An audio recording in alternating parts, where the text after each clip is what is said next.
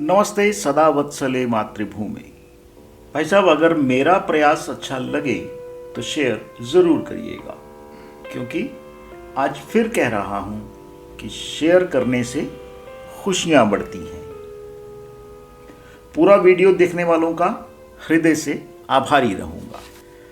भाइयों बहनों, आप सभी का हृदय से धन्यवाद।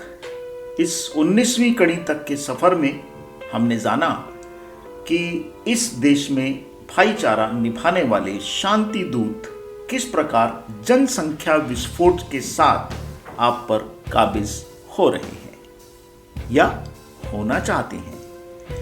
सामने वाली टीम अपने काम में लगी है जनाब, पर हम क्यों समझ नहीं पा रहे। आज की कड़ी में कारण बताता हूं कि वास्तव में हिंदू समाज समझ क्यों नहीं पा रहा। दोस्तों, मुल्ला या मौलवी खुद 4 शादियां करता है और 10-10 बच्चे पैदा करता है और उम्मत को यानी मुसलमानों को भी यही करने को कहता है। अब कॉइन की दूसरी साइड, दूसरी तरफ हिंदू धर्मगुरु स्वयं भी ब्रह्मचारी रहता है और सभी हिंदू पुरुषों को ब्रह्मचर्य का पालन करने को कहता है। संख्या कैसे बढ़ेगी भाई? बस सारी कृपा यहीं अटकी हुई है। और हमारे देश में एक ऐसा ऑर्गेनाइजेशन भी है जो स्वयं कालांतर में पाकिस्तान से भाग कर आया था। अब भारत में वो ऐसी शिक्षा का प्रचार कर रहा है जिसकी वजह से पति पत्नी भाई बहन की तरह रहते हैं। अब ऐसे संगठनों का क्या करें? ये देश का उद्धार करेंगे या भगौड़ों की और फौज बनाएंगे? हिंदू का सारा जीवन जन्म से मृत्यु तक दान, दक्षिणा, भंडारा, रक्तदान, सभ्य बनो, अनाथालय चलाओ, अस्पताल बनवाओ, शिक्षा, सेवा, पेड़ लगाओ, योग शिविर लगाओ, ध्यान शिविर भी लगाते हैं, मुफ्त में शिविर लगाते हैं। इसके विपरीत मुसलमान कभी दक्षिणा में विश्वास नहीं रखता। वो सिर्फ ज़कात देता है जिससे इस्लाम की तलवार बुलंद हो, क्योंकि इस्लाम का प्रचार और प्रसार तलवार के दम पर होता है। हमारे 250 ग्राम के दिमाग में बिठाया गया है, जोड़ते रहो, बनाओ, जमा करो, भेड़ बकरी की तरह घास फूस खाओ। फिर एक दिन नरभक्षी जानवर आएगा, उसके 250 ग्राम के दिमाग में क्या है? सब लूट लो तलवार के दम पर। यही सदियों से होता आया है। देश में सरकार द्वारा दी जाने वाली सभी मुफ्त की सुविधाओं का लाभ ये पूरे परिवार के साथ लेता है। दिल्ली के किसी भी सरकारी अस्पताल में जाकर देख लो, बुर्के और टोपी ही नजर आएंगी। मुसलमान पूरी योजनाबद्ध तरीके से पूरे देश के सिस्टम में छेद कर रहा है, आपके भारत पर कब्जा करने की तैयारी कर रहा है और इस देश का पढ़ा लिखा संपन्न हिंदू दान दक्षिणा से ऊपर नहीं उठ पा रहा। 100 गाली पर गर्दन काटे, अब तो ऐसा शाम चाहिए, नहीं देख कर बात बनेगी, हमको ना आराम चाहिए। उगने ना दो इन बीजों को, चाणक्य सा लक्ष्य चाहिए। जो भी शकुनी बचे देश में, उनको मुक्ति धाम चाहिए। जो भी शकुनी बचे देश में, उनको मुक्ति धाम चाहिए। दोस्तों, जब तक हिंदू समाज की नींद खुलेगी, क्योंकि वो सो रहा है, जब तक हिंदू समाज जगेगा। क्यों कह रहा हूं कि मैं जब तक जगेगा? क्योंकि अभी तक जगा नहीं है। अगर हिंदू समाज जगा होता, जागृत होता, तो 71,26,591 स्क्वायर किलोमीटर से सिमट कर 32,87,263 स्क्वायर किलोमीटर में न आता। सच ये है कि आप 50% से ऊपर की लड़ाई हार चुके हैं, पर कोई फर्क नहीं पड़ता, सांप मेरे बिस्तर के नीचे तो अभी नहीं आया। तो भाइयों, सीधी बात कि जब तक हिंदू जगेगा तब तक मुसलमान भारत पर कब्जा जुमा चुके होंगे। फिर आप या तो कलमा पढ़ेंगे या कलम कर दिए जाएंगे। ये बात मैं अपने पिछले एपिसोड में भी कह चुका हूं, पर क्या करूं, बार बार कहना पड़ता है, याद दिलाना पड़ता है कि शायद हिंदू जाग जाए। भारत की बात सुनाता हूं चैनल पर। याचना नहीं, अब रण होगा, युद्ध महाभीषण होगा कि इस 19वीं कड़ी तक पहुंचते पहुंचते हम ये जान चुके हैं कि आखिर हम हिंदुओं का वर्चस्व क्यों खत्म हो रहा है। लेकिन दुर्भाग्य कि हम सो रहे हैं और सोते रहेंगे। और उस दिन जब इस देश का मुसलमान फिर से एक मुगलियास्तान की आवाज उठाएगा, तब हमारे धर्मगुरु, शिविर चलाने वाले, रक्तदान करने वाले, भंडारे लगाने वाले, पेड़ लगाने वाले, ये सब रोएंगे कि हमें बचा लो, हमें बचा लो। पर भाई, कौन बचाएगा? बीजेपी या आरएसएस? क्यों भाई, मोदी जी बचाएंगे? मोदी तो आपको पसंद ही नहीं है। और रही बात आरएसएस की, तो आरएसएस ने क्या ठेका ले रखा है हिंदुओं को बचाने का? आरएसएस वाले पिछले 97 साल से हिंदुओं को घर घर जाकर कह रहे हैं कि शाखा पर आओ, रोज आओ, पर हम नहीं गए। अब जब सर पर पड़ेगी तो ये निक्कर वाले याद आएंगे। भाई, ठेका ले रखा है क्या? और तुम दान पुण्य में लगे रहे, भजन कीर्तन में लगे रहे, भंडारों में लगे रहे। अगर ये सब करने से देश का भला हो रहा होता तो देश बट कैसे गया?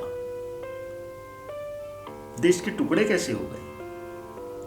जिन देवी देवताओं की तुम पूजा, आराधना, अर्चना करते हो, वो सभी शस्त्रधारी हैं। भगवान कृष्ण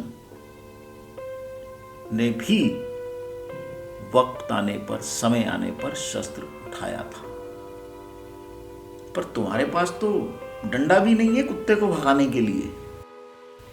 शांति चाहते हैं तो शक्ति भी चाहिए। सुनिए गीत। स्वतंत्रता को सार्थक करने शक्ति का आधार चाहिए। स्वतंत्रता को सार्थक करने शक्ति का आधार चाहिए। शक्ति का आधार स्वर गंगा भी अरे भगीरथ यत्नों से भूतल पर आती, किंतु शीश पर धारण करने शिव शंकर की शक्ति चाहिए। स्वतंत्रता को सार्थक करने शक्ति का आधार चाहिए। स्वतंत्रता को सार्थक करने शक्ति का आधार चाहिए। शक्ति का आधार अमृत को भी लज्जित करती समर्थ होकर प्राकृत वाणी, उन्मेषित करने सौरभ को, सूरदास की भक्ति चाहिए, स्वतंत्रता को सार्थक करने, शक्ति का आधार चाहिए, स्वतंत्रता को सार्थक करने, शक्ति का आधार चाहिए। शीश कटाकर देह लड़ी थी, कौंढाणा पर गाज गिरी थी, कण कण में चेतनता भरने, छत्रपति सी स्फूर्ति चाहिए, स्वतंत्रता को सार्थक करने, शक्ति का आधार चाहिए,